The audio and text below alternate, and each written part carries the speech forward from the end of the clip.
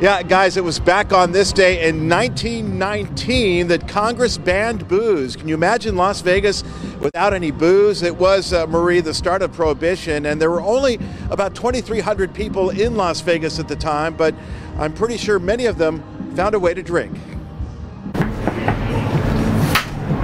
Password. There's a password? Yeah, there's a password.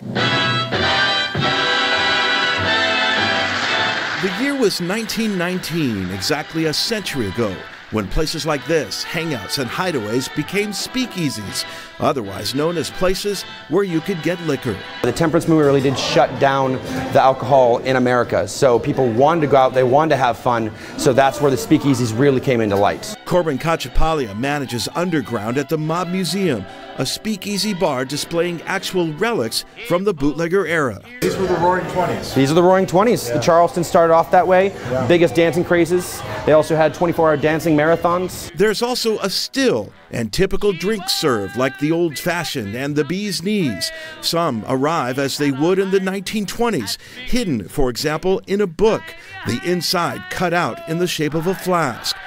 Corbin says it's when mixed drinks became popular, the sweet additives softening the bite of so-called bathtub gins, which often tasted, well, bad. Moonshines were just essentially grain alcohol that was distilled at really, really high proofs just to get people drunk, so you wouldn't really know what's going on. The era also coincided with the rise of gangsters. In fact, many speakeasies were run by either mobsters or politicians. The mobsters, actually, generally speaking, were considered civil heroes. They were giving people what they wanted.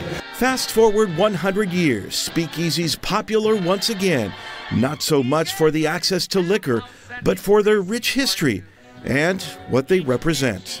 Cheers to that.